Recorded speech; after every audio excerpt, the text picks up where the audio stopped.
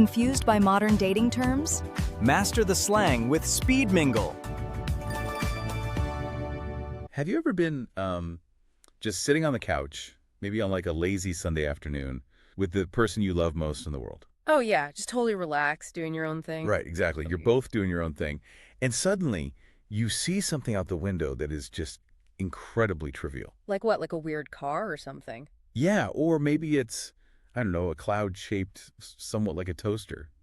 Or maybe a dog wearing this bizarrely bright yellow raincoat. Oh, I love those. Right, so you point it out. You literally just say, hey, look at that dog. And you wait. And there is just nothing. Complete silence. Oof, yeah. That is a very specific kind of silence, isn't it? It really is. They don't look up from their phone. They don't even, like, grunt to acknowledge you. And suddenly the ambient noise of the room just feels a little louder. But it does. And the sting you feel in that exact moment, that sudden, totally irrational spite of hurt, it's completely disproportionate to the event itself. Oh, absolutely. Because logically, you know you are being ridiculous. Exactly. It's just a dog in a raincoat. But biologically, your nervous system is registering a very real, very sharp sense of rejection. Right. You feel this tiny microscopic fracture in the foundation of the relationship. Yeah. Which is wild, because if you were to confront them about it in that moment, they would probably be utterly bewildered. Oh, for sure. They'd say, I was just reading an email. Why are you so upset about a dog? And honestly, they wouldn't be wrong to ask that. No, not at all.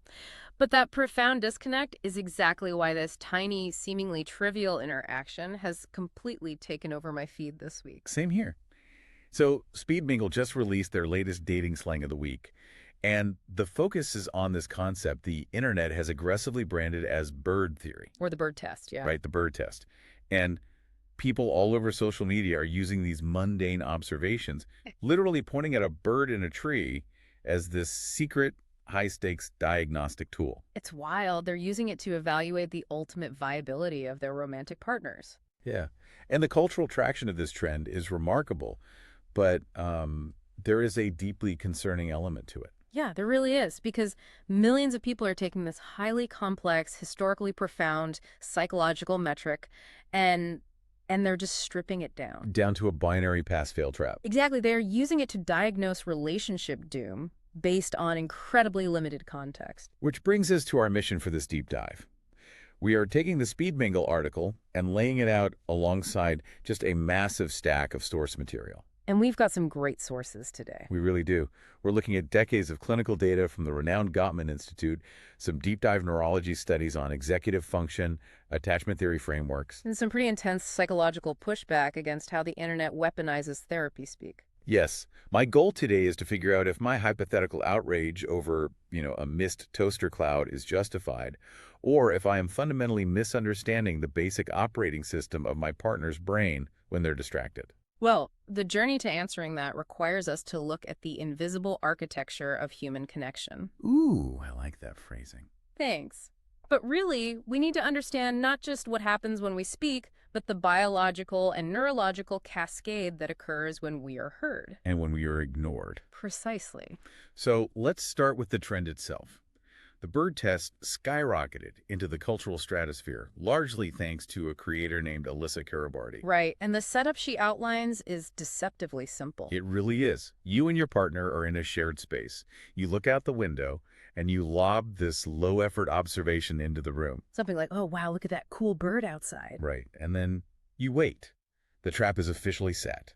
You are secretly monitoring their reaction. And in the language of the trend, the responses are categorized as absolute red or green flags. Oh, of course they are. Yeah. So if the partner engages, if they look up, ask what kind of bird it is, or even to say, cool, they pass. Massive green flag. Exactly. In clinical terminology, this is referred to as turning toward. Okay, turning toward.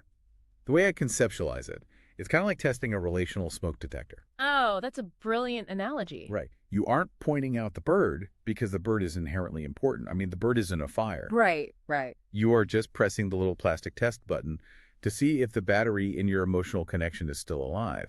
Just a tiny, low-stakes beep to ensure the system is functional. I love that. But if we follow that logic, the failure state is when you press the button and hear nothing. The dreaded dead battery. Exactly. The internet labels this turning away. That's where the partner just ignores the comment entirely, remaining absorbed in their screen or their thoughts. Or, I guess worse, they exhibit what's called turning against. Right, turning against. That is responding with active irritation. Like snapping, I'm busy, who cares about a bird? Yeah, exactly. But to understand why a tiny, irrelevant bird can suddenly carry the weight of a potential divorce decree, we actually have to go back in time. We really do. Because looking at our historical sources, relationship psychology didn't always care about the mundane. No, not at all. In fact, before the 1970s, couples therapy sounds like it was essentially the Wild West. Oh, it completely was. Therapists were just throwing ideas at the wall to see what stuck. Completely devoid of empirical measurement. Exactly. It was an era of charismatic speculation.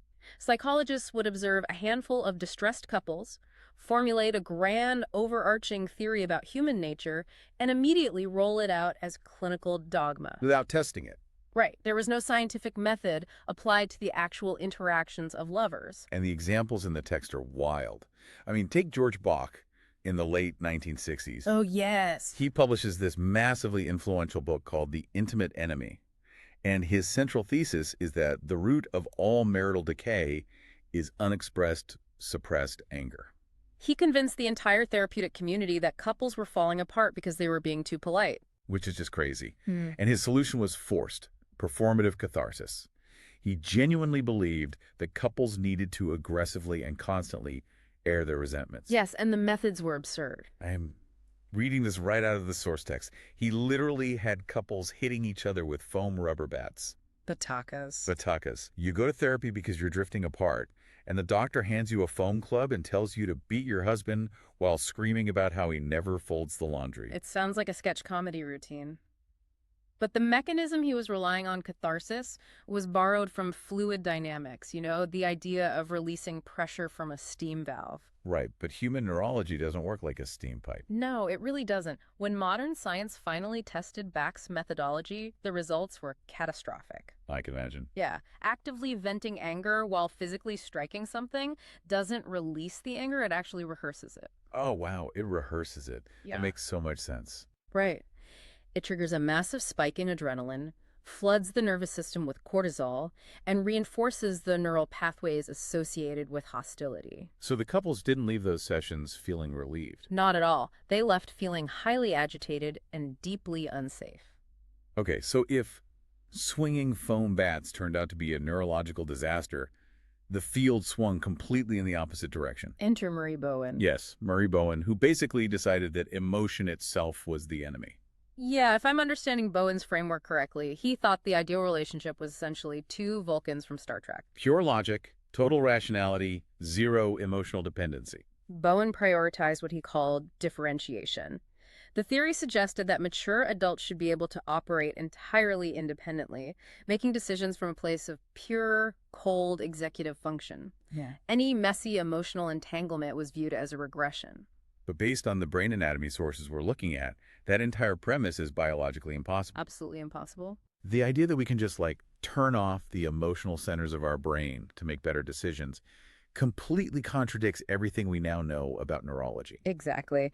We can point directly to the pioneering work of neuroscientist Antonio Damasio to dismantle Bowen's theory. Right, Damasio. Damasio studied patients who had suffered specific damage to the ventromedial prefrontal cortex. That's the exact pathway that connects the limbic system, our emotional core, to the frontal lobes, where we make rational decisions. Right? We got it. So if Bowen was right, those patients should have become hyperlogical supergeniuses, completely free from emotional bias. Because the emotion is disconnected. Right. But in reality, they became utterly paralyzed. Paralyzed? How so? Well, without emotional input, they couldn't make even the simplest decisions, like choosing between a blue pen or a black pen to sign a document. I'm kidding, a pen. Literally a pen. Emotion is the biological weight we assign to our options. Without that emotional weight, every choice possesses the exact same value. Oh, that is fascinating. So our rational processes are entirely reliant on emotional data to function. Yes. So teaching couples to suppress their emotions wasn't making them more rational. It was handicapping their core problem-solving machinery. Wow. Okay, which brings us to the third massive historical blunder we looked at. Lederer and Jackson's quid pro quo theory from the late 60s. Ah, yes. Quid pro quo. This one fascinates me because, honestly, on the surface, it sounds incredibly reasonable. It does appeal to our sense of fairness. Right. They argued that a successful marriage is essentially a fair economic exchange, a ledger of good deeds. You scratch my back, I scratch yours. Contingency contracting. A therapist operating under this model would literally have couples draw up behavioral contracts. Like an actual contract. Like, I agree to take the children to the park on Saturday morning, provided that you agree to vacuum the house on Saturday afternoon. that sounds exhausting. Yeah. And a decade later, researcher Bernard Merstein looks into this, and his findings completely upend the establishment. Because he discovers that the couples who are actually utilizing this strict tit-for-tat reciprocity are miserable. Miserable. They become what the sources call effect accountants. Effect accountants, what a term. It's so bleak. When you operate as an effect accountant, you are existing in a perpetual state of emotional debt and collection. Everything becomes transactional. Exactly. Yeah. Every kind gesture is transactional. If a husband buys his wife flowers, she doesn't feel loved. She feels suspicious. Right. She wonders what chore he expects her to do in return. And Merstein demonstrated that truly happy, thriving couples operate on a completely different paradigm. They do things for one another out of a spontaneous desire for the other's well-being. Trusting that the overall balance of the relationship will naturally sustain itself over time. Okay, so just to recap, for decades, therapists were actively coaching distressed couples to adopt the exact behaviors, scorekeeping, suppressing emotion, and hostile venting that characterize failing marriages. It's a tragic irony, really. It really is. And this is the environment that Dr. John Gottman and Dr. Julie Schwartz Gottman walked into in the 1970s and 80s. Thank goodness for them. Right. They surveyed the landscape and realized the entire field was built on unverified assumptions. They decided to stop guessing and start measuring. And the creation of the Love Lab at the University of Washington was a watershed moment in psychology. The Love Lab. It sounds so mystical, but it was rigorous science. Absolutely. John Gottman, possessing a background in advanced mathematics, wanted to bring rigorous quantitative analysis to the most subjective human experience, romantic love. And the setup of this lab was incredibly intense. I mean, they weren't just handing out questionnaires. Oh no, they were hooking couples up to physiological monitors. Like polygraphs for love. Kind of. They tracked heart rate, skin conductance, which measures sweat gland activity to detect stress blood velocity, and microscopic bodily movements. And they synchronized all this biometric data to video recordings of the couples simply having a conversation about a point of disagreement. The initial goal was to map the physiological landscape of conflict, but they quickly realized that conflict resolution was only a fraction of what sustains a bond. Right, because couples aren't always fighting. Exactly. To truly understand a marriage, they needed to observe the couples when they weren't fighting. So they built a fake apartment. Yes. Essentially a bed and breakfast housed within a university research center. That is so wild to me. Newlyweds would pack their bags, bring their groceries, their weekend newspapers, their hobbies, and they would just move in for 24 hours. And the environment was designed to mimic a lazy Sunday at home. And this is but the apartment was outfitted with cameras bolted to the corners of the ceiling. Creepy, but necessary for science. Right, one-way mirrors and a team of researchers observing every micro-interaction. They even periodically collected blood and urine samples from the couples. I'm sorry, that just sounds like a deeply unromantic weekend getaway. It really does. Darling, could you pass the marmalade?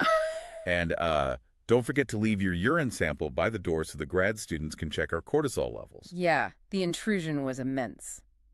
But the resulting data was unprecedented. Unprecedented. By tracking these same couples over a 6-year longitudinal study, noting who remained happily married and who ultimately divorced, the Gottmans uncovered a truth that overturned every previous therapeutic model. And this is the discovery that forms the entire foundation of the viral bird test. Exactly. What the Gottmans found, meticulously documented through thousands of hours of observation, is that the ultimate predictor of relationship survival wasn't how couples handled massive crises. It wasn't the big blowouts. No. It wasn't the frequency of their grand romantic gestures or how elegantly they debated their core philosophical differences either. So what was it? The health of a relationship was entirely dictated by how they handled the absolute most mundane, trivial moments of daily existence. Which brings us to the core term.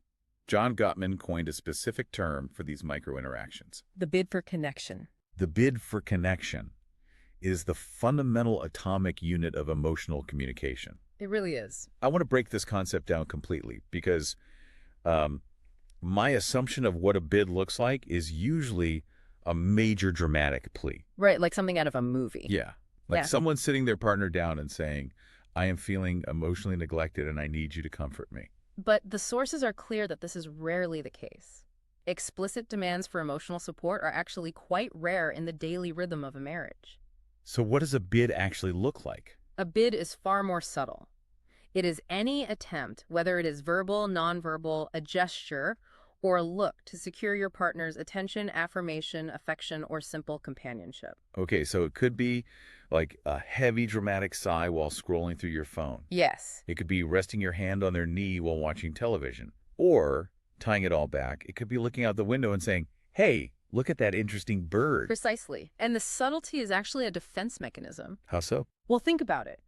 It is inherently terrifying to look at the person you love and say, I am feeling lonely in this exact second, and I need you to validate my existence. Oh, totally. The vulnerability required for that statement is enormous. Exactly. So instead of risking a direct rejection of our soul, we outsource the risk to a pigeon. We outsource the risk to a pigeon.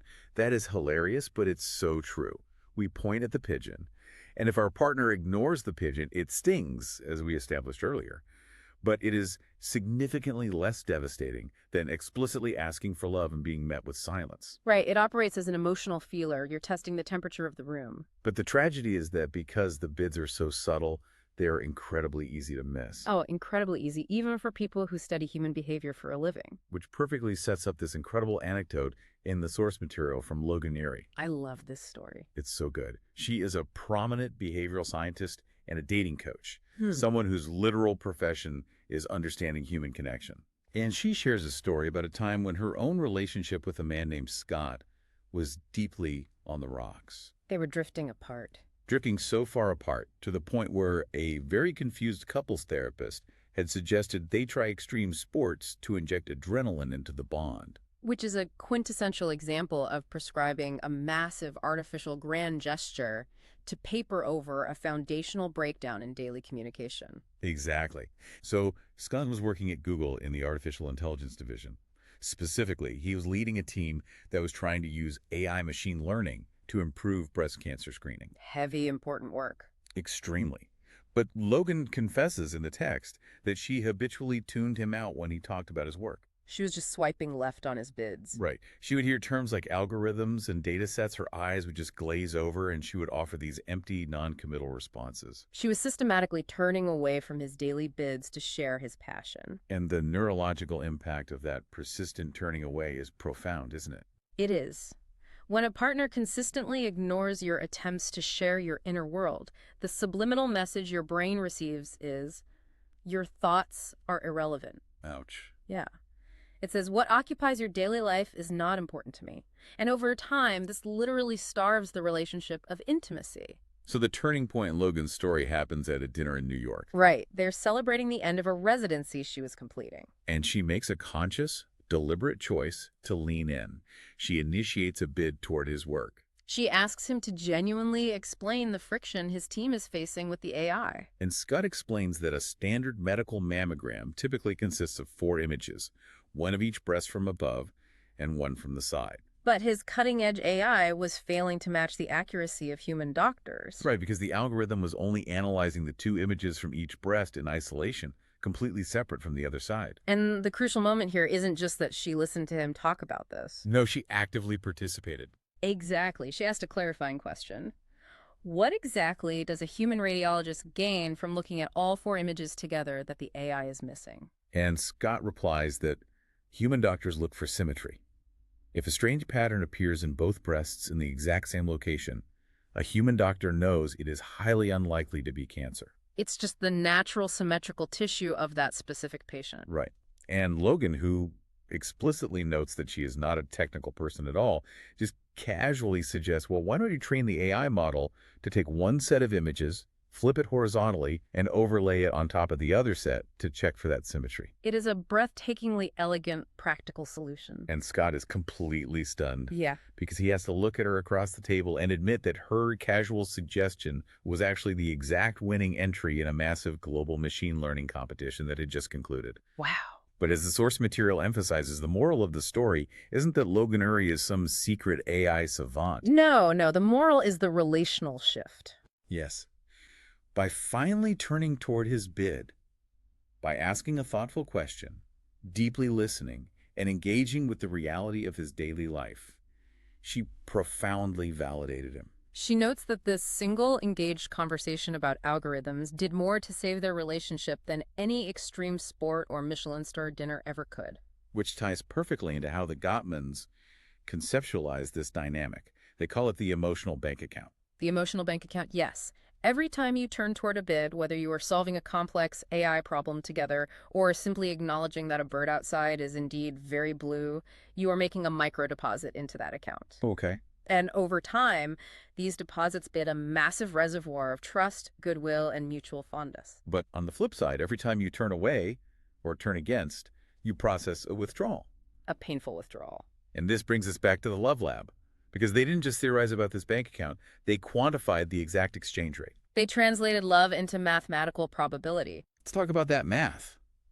When the researchers followed up with those newlyweds 6 years after their stay in the apartment lab, they analyzed the biometric and observational data. And they discovered they could predict, with over 90% accuracy, which couples would remain happily married and which would divorce. Over 90% accuracy, that is staggering. It is. And the definitive, undeniable metric was their response rate to those tiny, mundane bids for connection. This is the legendary 86% rule. Yes. I want us to linger here for a second because this is the absolute core of the entire deep dive.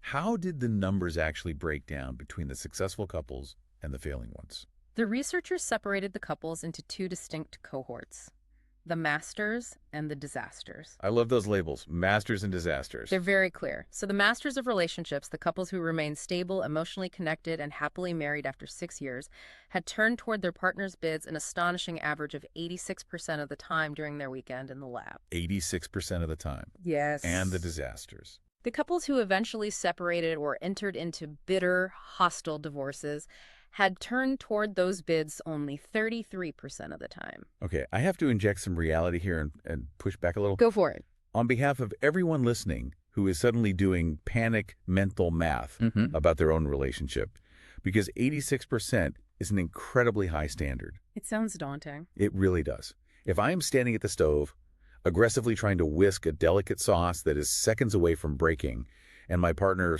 sighs heavily in the next room because they read a frustrating email, and I don't immediately drop my whisk to rush in and inquire about their emotional state, am I dooming my marriage? It's a great question. Does this metric demand that I am perfectly attuned and responsive 100% of the time? It is a vital, necessary question because a misunderstanding of this statistic is exactly what causes the anxiety around the TikTok trend. Right. The answer is absolutely not. You do not have to be perfect. Oh, thank goodness. In fact, if you look closely at the data, even the masters missed 14% of the bids. 14% is a decent chunk. It is. It is biologically and practically impossible for two human beings to be flawlessly attuned to each other continuously.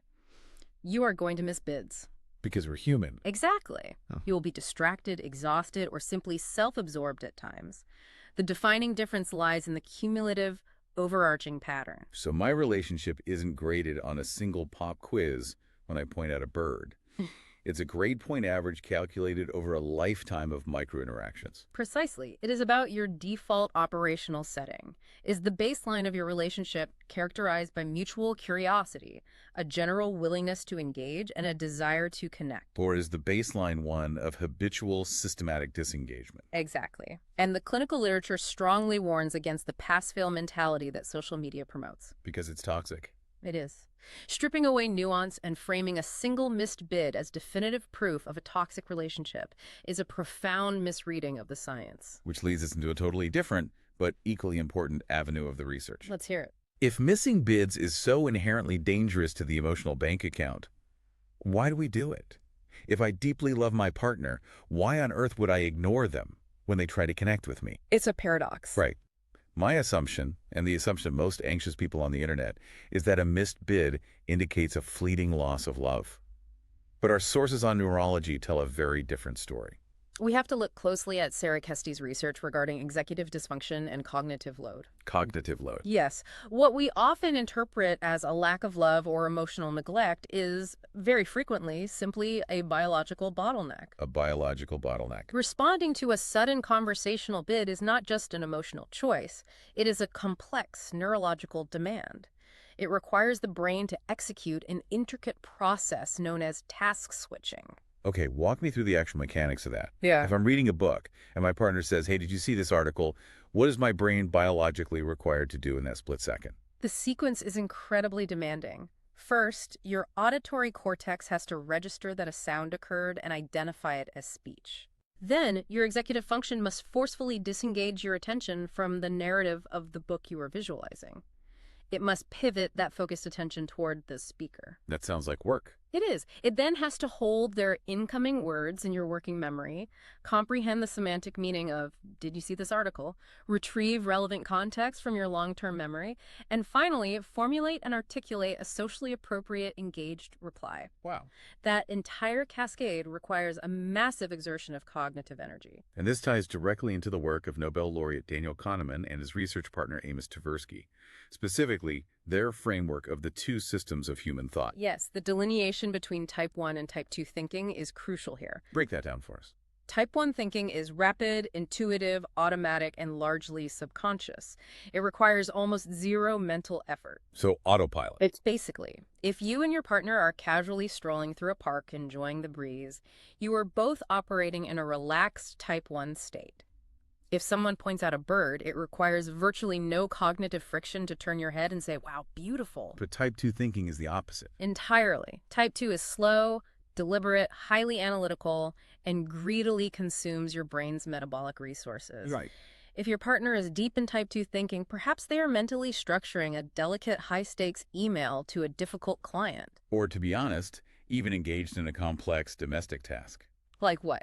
Like precisely measuring the water-to-grounds ratio for a pour-over coffee while timing the bloom. Exactly. Their executive function is operating at maximum capacity. I see where this is going. If they're maxed out in type 2 thinking and I lob a completely unexpected bid at them like, hey, look at that blue jay, I am essentially causing their mental hard drive to crash. It is a perfect metaphor. You are introducing a heavy, unexpected cognitive load into a system that is already processing at its absolute limit. So they just freeze. The prefrontal cortex literally may not possess the available bandwidth to process your incoming bid smoothly in that split second.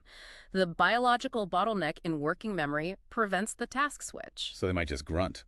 Or stare blankly. Or genuinely not even process that you spoke. And the sources highlight that this bottleneck isn't just caused by deep concentration. There are fundamental biological factors at play too. Oh, absolutely. Fatigue is a massive inhibitor of task switching. A sleep-deprived brain physically lacks the neural agility to pivot attention rapidly. That makes a lot of sense. Stress is another major factor. It triggers physiological arousal, which evolutionarily narrows your cognitive focus to immediate threats. So it literally locks you out of open, curious engagement. Exactly. Even mild dehydration has been shown to significantly impair working memory. So when the internet sees a failed bird test and screams, red flag, leave him immediately, the clinical reality might simply be that the partner needs a glass of water, 8 hours of sleep, and 10 uninterrupted minutes to finish an email. Exactly. It's often biology, not malice. But, and this is a big but, acknowledging the neurology doesn't negate the emotional reality. No, it doesn't. When you make a bid and get ignored, it still hurts, regardless of whether you rationally know they are trapped in type 2 thinking. It still feels like a rejection. Which raises a really fascinating point about perception. How we process that hurt, how we filter that reality, is largely determined by our own internal wiring. Yes. And the sources point specifically to attachment theory here. The way a person interprets a failed bird test often reveals far more about their own psychological framework than it does about their partner's devotion. That is such an important distinction. Let's explore this by role-playing the scenarios. If I operate with a secure attachment style, how do I internally process a missed bid? A securely attached individual possesses a strong internal baseline of safety. Right. When their partner ignores a bid, their default mechanism is to attribute the failure to external situational circumstances. So my internal monologue says, oh, they must be deeply engrossed in that spreadsheet.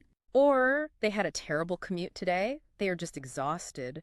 They do not interpret the silence as a referendum on their fundamental worth. They don't take it personally. Exactly. They exist in a state that the Gottmans refer to as positive sentiment override, where the default assumption is always giving the partner the benefit of the doubt.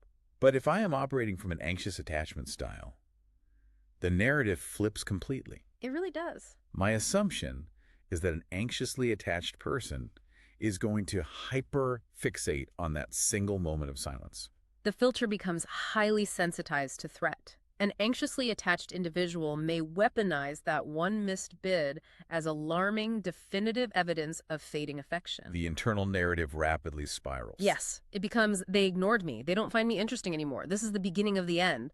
They are preparing to abandon me. Wow, so the silence isn't interpreted as fatigue. It is interpreted as a direct rejection of their soul.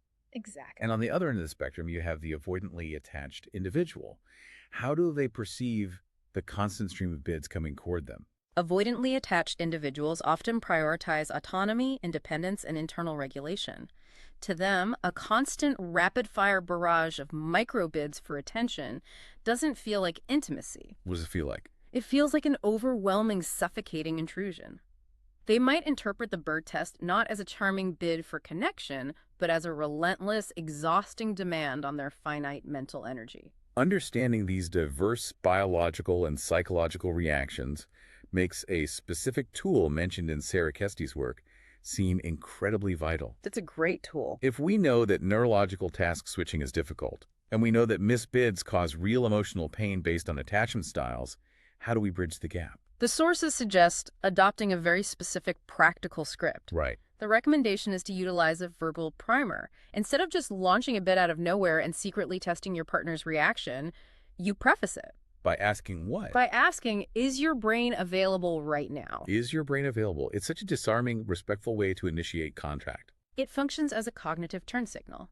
It respects the reality of type 2 thinking. I love that. It allows the listener the opportunity to either deliberately and consciously switch gears from analytical focus to relational focus, or, crucially, it allows them to safely request a delay without causing hurt feelings. So they can reply, "My brain is currently maxed out on this email. Give me 2 minutes to hit send, and then I am all yours." Exactly. It transforms the interaction from a covert pass-fail trap into a collaborative transition. But this concept of the trap brings us to a really crucial and frankly quite harsh counter-perspective found in our source materials. Yes, we need to talk about this. While the Gottman data on bids is universally respected, the way this viral trend is actually being executed has sparked severe pushback. We must critically examine the perspective provided by Dr. Orion Taraban from the PsychHacks platform. And to be clear to the listener, we are not presenting his view as the definitive absolute truth. We are just exploring it as a necessary, sharp critique of how social media can distort and weaponize clinical concepts. Exactly. We're impartial messengers here. Right. But I found his critique really compelling, even if it made me somewhat uncomfortable. Taraban argues that the bird test, as it is largely portrayed on TikTok, is inherently manipulative. He points out a pattern in these viral videos. Yeah, the partner is frequently deeply engaged in focused leisure. They are reading a novel, intensely watching a sports match, or playing a video game. And the creator intentionally interrupts that solitude with a completely vapid, low-effort statement. I saw a bird. Right. Specifically to test their partner's compliance. Taraban's core thesis is that demanding a partner drop everything they are doing to validate a trivial, context-free observation exhibits a profound lack of respect. In Gottman's terms, he argues it borders on contempt for the partner's time, autonomy, and peace. He uses a really provocative analogy in the source text. He compares the dynamic of the viral bird test to the dynamic between a mother and a toddler. It's a strong analogy. He argues that a responsible, effective mother does not instantly abandon a serious conversation with another adult simply because her child tugs on her skirt to announce, "I saw a bird." Right. A good parent teaches the child that there is a time and a place for engagement, and that attention cannot be demanded instantly, regardless of context. Taraban warns that expecting constant on-demand validation for trivialities breeds a form of relational narcissism. I want to push back on Taraban here, though. While I understand his warning against narcissism, comparing an adult partner to a toddler feels a bit cynical to me. How so? Well, if I point out a bird to my partner, I'm not throwing a tantrum for attention. I am trying to share a fleeting moment of joy. Isn't there a risk that by pathologizing these tiny bids, Terabin is encouraging the exact kind of emotional stonewalling that the Gottmans warn against? That is the precise tension at the heart of the debate. Terabin assumes the motivation behind the bid is compliance testing and control. The Gottmans assume the motivation is a genuine desire for intimacy. So the distinguishing factor is the underlying intent. Always. To you, the listener, this requires rigorous self-reflection. Ask yourself, when you initiate a bid, are you doing it to foster genuine mutual connection? Or are you using it as a covert surveillance tool to test your partner's obedience when you know they're enjoying their own solitude? That's the real question. Are you trying to build a relationship, or are you trying to build a panopticon in your living room where every sigh is graded on a rubric? If the intent is surveillance, the relationship is already in deep trouble, regardless of whether they look at the bird. Absolutely. But let's pivot back to the genuine bids. Let's assume you are not setting traps. You are making sincere, loving bids for connection, and they are chronically, repeatedly ignored. This is where things get really heavy. Yeah. Not just ignored once because of an urgent email, but day after day, month after month. What is the actual psychological fallout when that response rate drops from the masterful 86% down into that disastrous 33% zone? This is where the unseen damage truly accumulates and begins to rot the foundation. When a bid is chronically ignored, it generates what clinical psychologists term a regrettable incident. A regrettable incident. Because these moments are incredibly small. Because you rarely sit down at the kitchen table to formally process why your partner didn't look at a cloud. They remain unaddressed. Right. And unaddressed emotional friction triggers the Zeigarnik effect. Okay, my understanding of the Zeigarnik effect is that the brain treats a missed connection like an unfinished puzzle. It refuses to let it go. That is a perfect conceptualization. The Zeigarnik effect is a psychological principle stating that human beings remember incomplete, interrupted, or unresolved events with far greater clarity and intensity than completed ones. So if you fix it, you forget it. Exactly. When a conflict is addressed and resolved, the brain categorizes it as complete and files it away into long-term memory, freeing up cognitive resources. But when a bid is ignored, It creates an open loop. The subtle hurt remains active, highly accessible, and buzzing in your working memory. so if my bids are constantly ignored, I am essentially walking around with 50 unresolved, unacknowledged birds running into my mental background. Yes. It's like having too many tabs open in a web browser. The whole operating system slows down and becomes unstable. And as those open loops compound, the emotional bank account goes entirely bankrupt. The couple is inevitably pushed into a psychological state known as negative sentiment override, or NSO. This is the dark inverted mirror to the positive sentiment override we discussed with secure attachment. It is absolute relational toxicity. In negative sentiment override, the entire perceptual filter of the relationship is corrupted. Because the history of missed bids has created an expectation of rejection. Yes. So even genuinely neutral or positive actions are viewed with deep suspicion and hostility. Give me a real-world example of how NSO distorts reality. Okay, if a husband in a healthy relationship unexpectedly buys his wife a bouquet of flowers, she experiences a surge of affection. She thinks how incredibly sweet he was thinking of me. Normal response. But if that same couple is trapped in NSO, the flowers become a threat. She receives them and immediately thinks, what did he do wrong? What is he trying to hide? Is he manipulating me before he asks for a favor? Oh, wow. The sources describe NSO as making the relationship feel like an inescapable prison. You literally cannot win because every action is rewritten as an attack. And when a couple is suffocating in that NSO prison, that is when the real monsters appear. That is when Gottman's famous 4 horsemen of the apocalypse ride into the dynamic. The 4 horsemen. These represent the specific, highly destructive communication styles that reliably mathematically predict the end of a relationship. Break them down for us. The first to arrive is usually criticism. It is vital to distinguish this from a complaint. What's the difference? A complaint targets a specific behavior. I am frustrated that the dishes are still in the sink. Criticism attacks the partner's core character and identity. So it sounds like you left the dishes in the sink because you are fundamentally selfish and you don't care about anyone but yourself. you are taking a local problem and turning it into a global character flaw. Exactly. And that immediately triggers the second horseman, which is defensiveness. Defensiveness is the biological and psychological reaction to perceived character assassination. Instead of absorbing the complaint, The defensive partner deflects responsibility entirely. They play the innocent victim, or they launch a counterattack. Right. Like, I wouldn't have left the dishes in the sink if you didn't stress me out all day with your constant nagging. It's a game of emotional ping pong, where the ball is just pure blame. Perfect way to put it. As the intensity of that ping pong match escalates, we hit the third horseman, stonewalling. Stonewalling occurs when the system simply overloads, and the Love Lab biometric data revealed something fascinating here. The heart monitors. Yes, when a partner, and statistically this is most often the male partner, experiences a heart rate exceeding 100 beats per minute during a conflict, they often shut down completely. 100 beats per minute. The physiological flooding of adrenaline and cortisol triggers a fight-or-flight response. To protect themselves from the overwhelming emotional onslaught, they withdraw. They avoid eye contact, cross their arms, and become entirely unresponsive. They literally become a stone wall. But the final horseman is the one the sources single out as the most fatal. Contempt. Contempt is the single greatest statistical predictor of divorce ever identified in relationship science. What exactly does it look like? Contempt involves communicating from a position of profound moral superiority. It is not just anger, it is disgust. Like sarcasm. Sarcasm, vicious name-calling, cruel mockery, or even a simple dismissive eye roll. It sends a singular message. You are beneath me, and you are worthless. And the physical, biological toll that contempt extracts is absolutely mind-blowing. The sources note a specific detail that I have not been able to stop thinking about. It's terrifying. Receiving contempt doesn't just hurt your feelings, it actively shreds your immune system. The underlying mechanism of that statistic is crazy.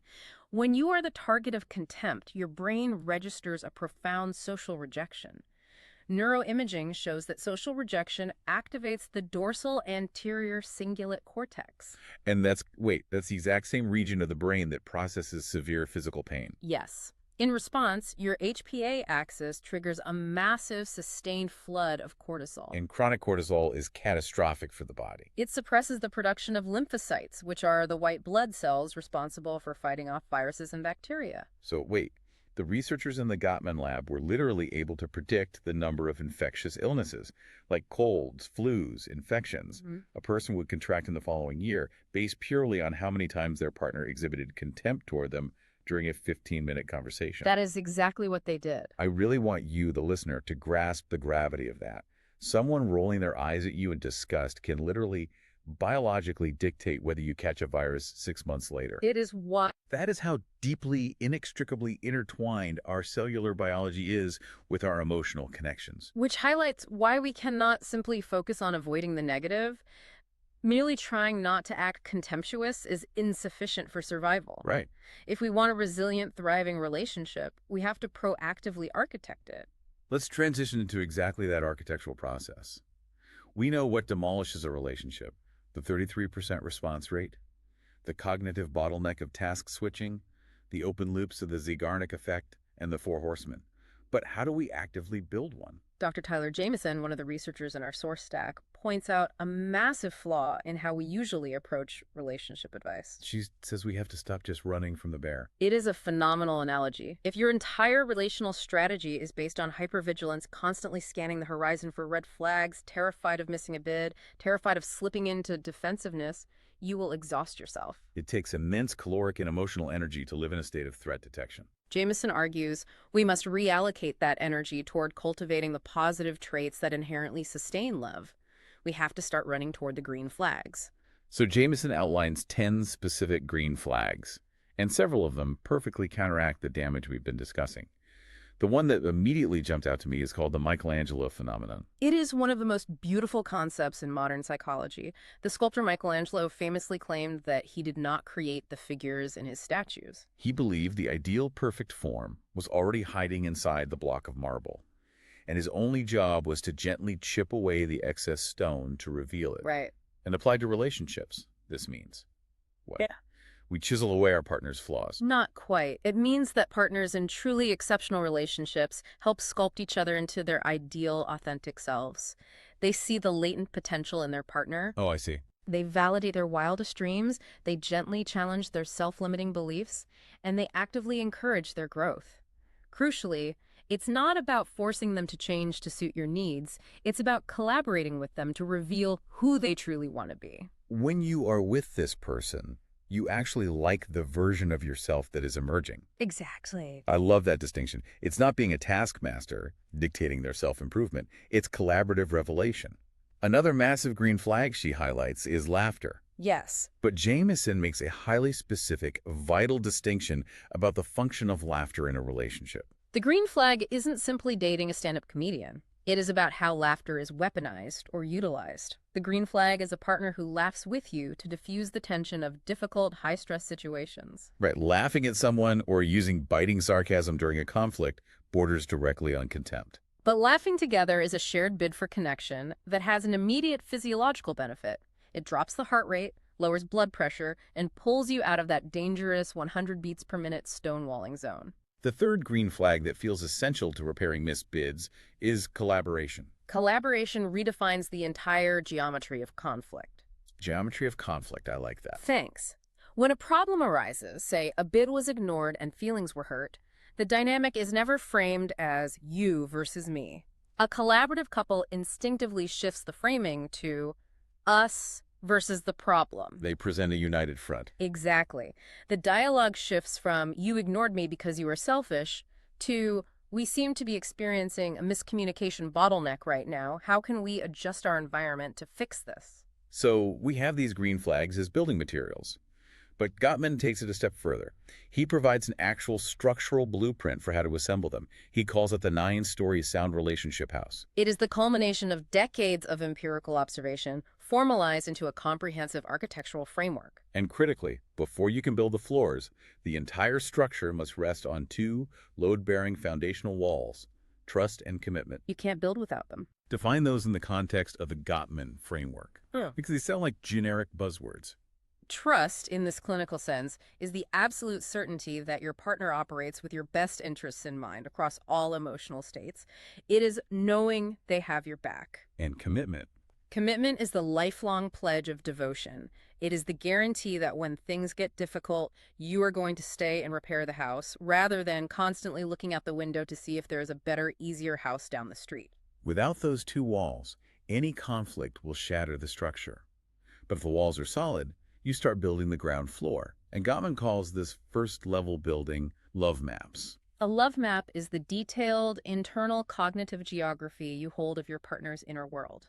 It is possessing intimate knowledge of their current daily stressors, their deepest core values, the specific traumas of their childhood, and the grand dreams they hold for the future.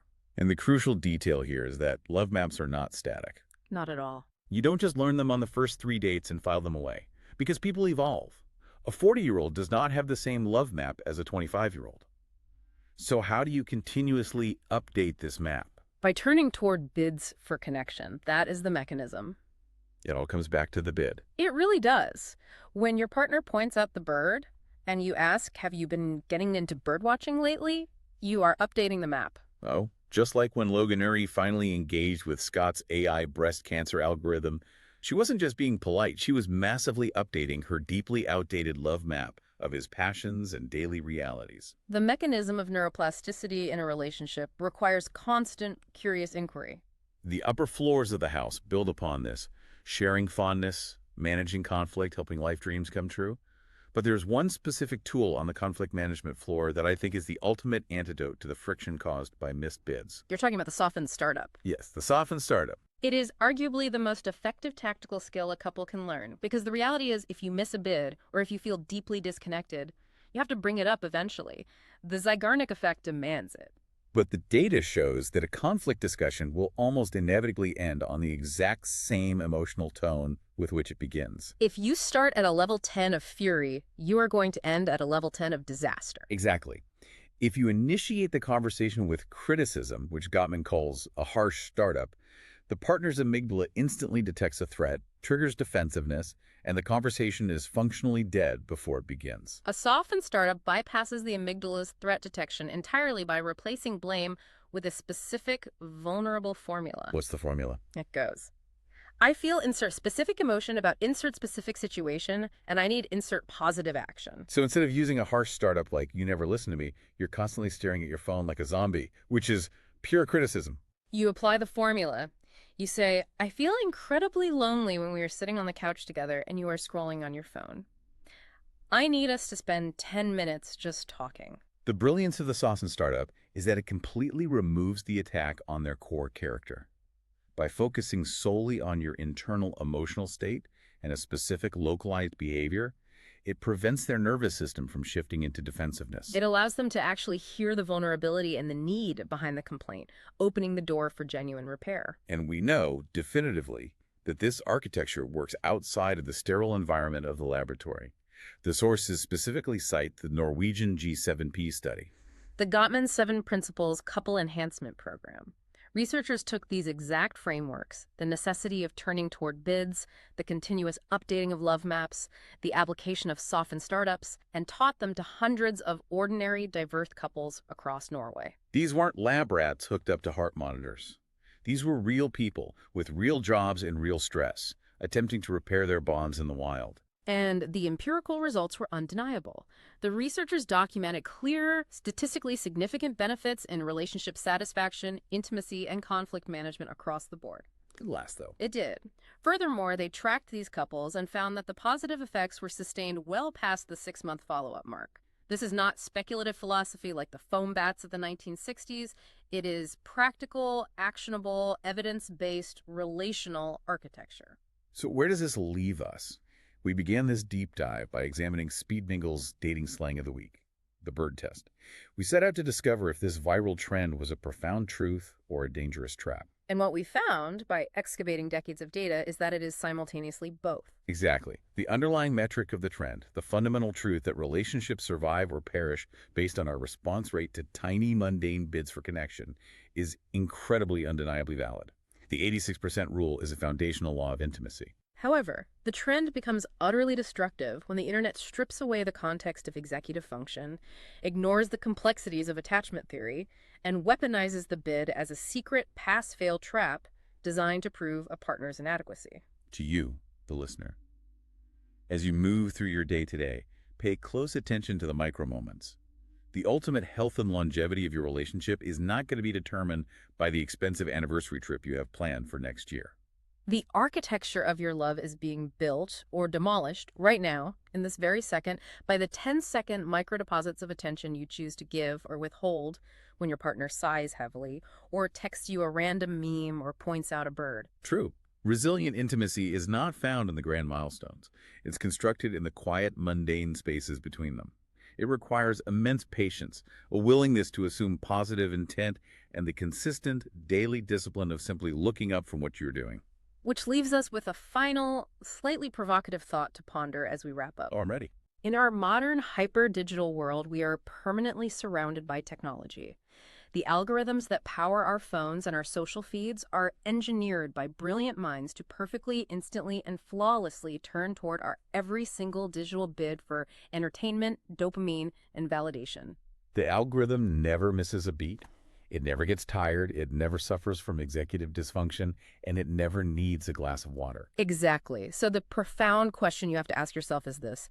As our brains become increasingly conditioned to expect the perfect, frictionless responsiveness of our devices, are we slowly losing the grace and the patience required to navigate the imperfect, low percentage, sometimes messy and exhausting bid responses of real, deeply flawed human beings? Yeah. That is the defining relational challenge of our era. It really is. Something to carefully consider the next time you look out the window. Thanks for joining us on this deep dive. Keep asking the hard questions, keep actively running toward the green flags, and keep diving deep. Thank you for listening And watching on the new Speed Mingle TV network.